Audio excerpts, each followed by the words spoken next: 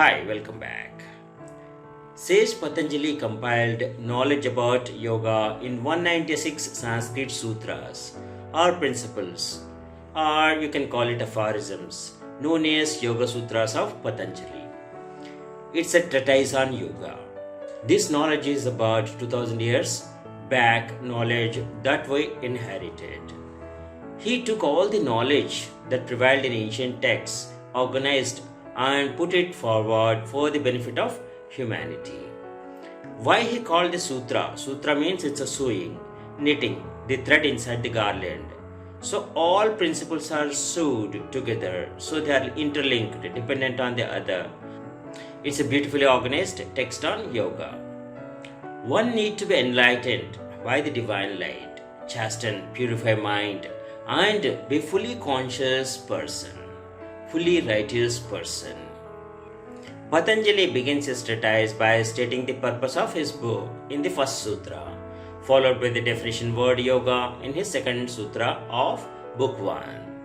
The first sutra is Yoga's Chitta Vritti Nirodha. Nirodha means it's inhibition, stopping.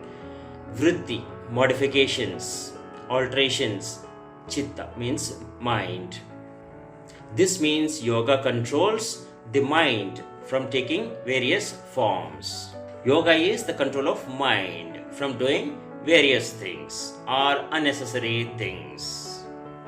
In yoga, you achieve the highest state of consciousness through the meditative practices. Although the Patanjali Yoga Sutras are 2000 years old, it became popular in 19th century due to the efforts of Swami Vivekananda and Theosophical Society. As you all know, Swami Vivekananda is the chief disciple of Swami Ramakrishna. The Theosophical Society is a worldwide body with aim to advance the ideas of Theosophy. Theosophical Society encompasses wider religion philosophies, including Hinduism, Buddhism, and many others. The Theosophical Society functions as a bridge between the East and West to harmonize the spirituality. The term Theosophy came from the Greek word Theosophia. Theos means God, Sophia means wisdom. Theosophia means is the wisdom of God or the divine wisdom. Theosophical Society have selected that word suitably on really what they are doing. It's the collection of wisdom, divinity, divine wisdom. So the two great people who worked for the popularization of Patanjali Yoga Sutras are Swami Vivekananda, and from Theosophical Society, its president Helena Blavatsky. Yoga Sutras of Patanjali became one of the foundational texts for the yoga philosophy.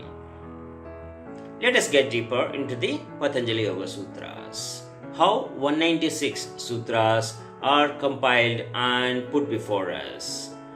The Yoga Sutras are condensation of two different traditions. They are, one is Ashtanga Yoga. Ashta means 8, Anga means limb. So 8-limbed yoga, 8 stages in yoga, and another one is Kriya Yoga. Kriya means action. The Ashtanga Yoga is a full-fledged 8-stage yoga practice, yoga principles, and the Kriya Yoga is a bit of that. And the Kriya Yoga is a very small bit taken from the Ashtanga Yoga. All the 196 sutras are organized into 4 chapters or books, or you can call pada in Sanskrit. They are Samadhi Pada, Sadhana Pada, Vibhuti Pada, and Kaivalya Pada. The first one, Samadhi Pada. It contains 51 sutras, and this is a book of spirituality. Samadhi refers to the state of deep concentration and meditation state. That is what to achieve in this. When meditating, one goes into the deep state, get absorbed, where he doesn't belong to the surroundings but the universe. Mind can travel across places, oceans, worlds to witness the happenings around. Mind has the power to visualize and travel to anywhere and achieve anything. This is the book which contains the famous definition Yoga's Chitta Vritti Nirodha. Yoga is helpful in controlling the mind, its state, and its waverings. Next is Sadhana Pada, which contains 55 sutras. This is a book of spiritual training for spiritual growth. Sadhana means practice. Sadhak means practitioner.